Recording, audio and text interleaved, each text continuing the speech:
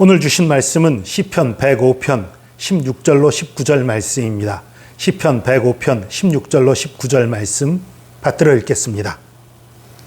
그가 또 그 땅에 기근이 들게 하사 그들이 의지하고 있는 양식을 다 끊으셨도다. 그가 한 사람을 앞서 보내셨으며 요셉이 종으로 팔렸도다. 그의 발은 착고를 차고 그의 몸은 쇠사슬에 매였으니 곧 여호와의 말씀이 응할 때까지라. 그의 말씀이 그를 단련하였도다. 아멘. 어제 이스라엘 초기 역사 아브라함에서부터 야곱의 얘기까지를 했었어요. 아주 줄인 얘기로 했었지만 다뤘지요. 오늘은 요셉에 대한 얘기예요. 16절 보니까 그가, 이거 하나님이에요. 하나님께서 또 그 땅에 기근이 들게 하사 그들이 의지하고 있는 양식을 다 끊으셨도다. 요셉의 때에 그 이집트와 가나안 땅과 그 근처 여러 나라들에 걸쳐서 엄청난 기근이 있었어요. 7년에 걸친 엄청난 흉년이 있었어요. 그것을 대비해서 한 사람을 하나님께서 이집트로 보내셨습니다. 그것이 바로 요셉이란 얘기예요.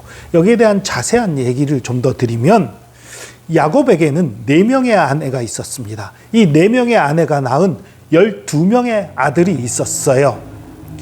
4명의 아내와 12명의 아들, 그러다 보니까 엄마가 누구냐, 그 어머니가 누구냐에 따라서 그 가족들이, 이 형제들이 더 친하게 지내거나 서로 꺼려하고 미워하거나 이런 관계들이 있었어요. 갈등이 존재했었어요. 그 중에 11째와 12째가 요셉과 베냐민인데, 이 요셉과 베냐민은 야곱이 가장 사랑했었던 라헬이 낳은 아들이었어요. 그러다 보니 야곱이 요셉을 편애했습니다. 다른 사람들보다 더 좋은 옷을 입히고 더 잘 가르치고 아주 좋은 대접을 해줬어요. 여러분, 그거 축복 아닙니다. 우리가 먹고 살기 편하고 풍족하고 다 잘 되면 우리 무조건 축복이라고 생각하기 쉬워요. 물론 그게 축복일 때도 있어요. 그러나 무조건 잘해주는 것, 부모가 무조건 자녀에게 잘해주는 것 축복이 아닐 수도 있어요. 요셉이 그랬어요. 야곱이 요셉을 편애하다 보니까 형제들이 요셉을 미워하게 된 거예요.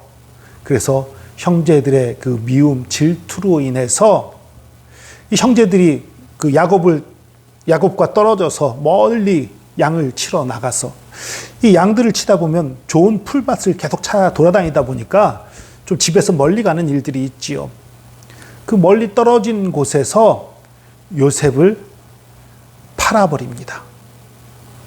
노예상에게 팔아버려요. 노예로 팔아버려요. 그래서 이집트로 팔려가게 됐지요.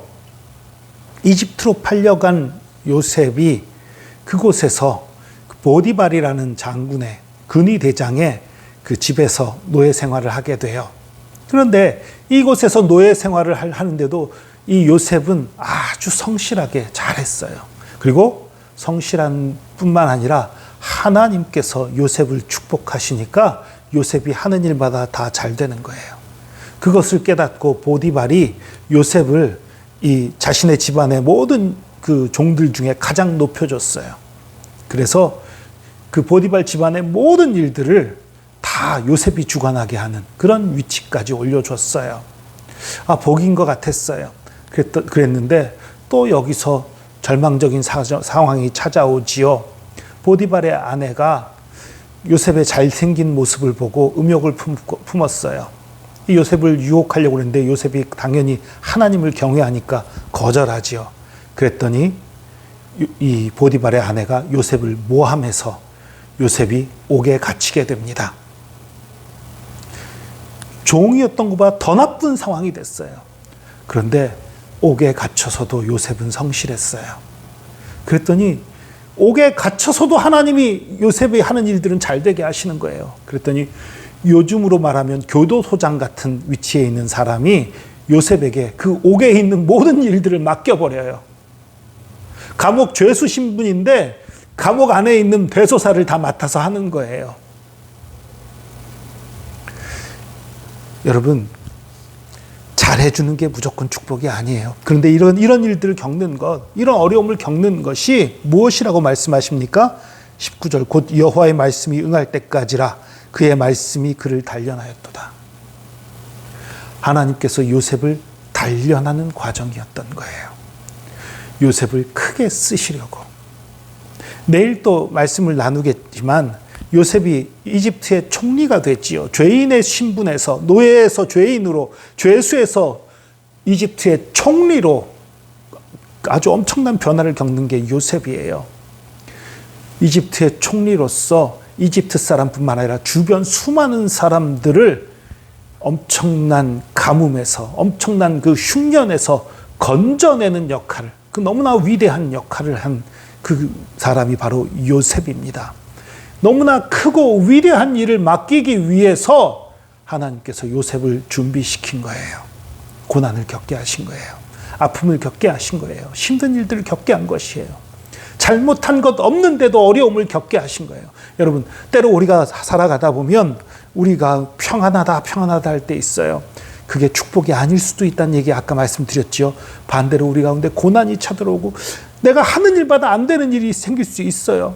하는 일마다 꼬이는 거예요. 잘 될 것 같다가 실패하고 안 되고 고난이 다가오고 환난이 다가오고 그럴 수 있어요. 여러분, 그런 일이 다가올 때에 둘 중에 하나예요.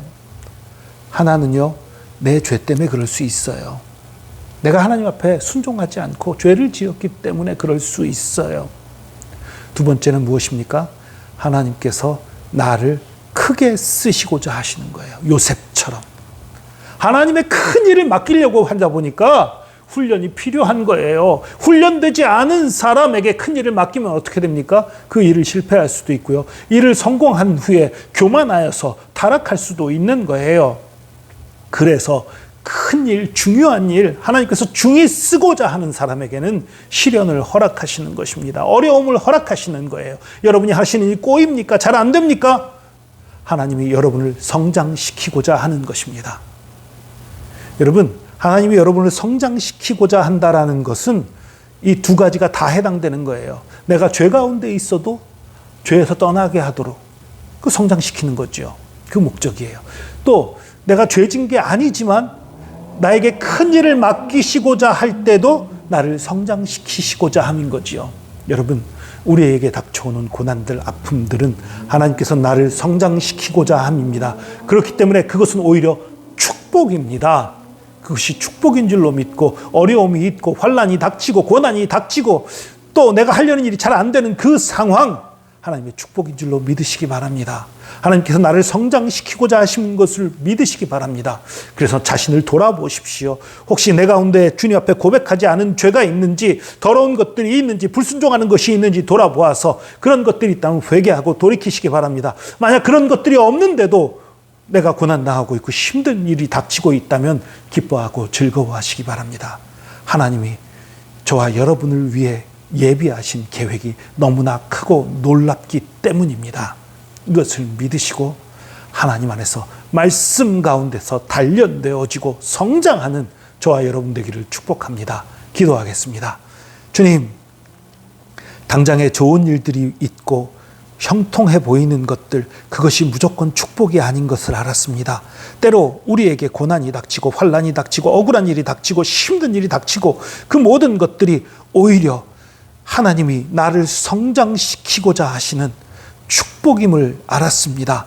주님, 어려운 일 닥칠 때에, 힘든 일 닥칠 때에 낙심하고 좌절하지 말게 하여 주시옵소서. 주님이 주신 축복의 다른 모습인 줄로 알고 기뻐하게 하시고 즐거워하게 하시고, 주님 안에서 회개할 것이 있다면 회개하게 하여 주시고, 회개할 것이 없다면 감사하고 찬양하며 믿음으로 이기고 승리하게 하여 주시옵소서. 함께 하신 주님 찬양합니다. 역사하신 주님 찬양합니다. 주의 사랑과 은혜에 감사드리며 예수 그리스도의 이름으로 기도합니다. 아멘.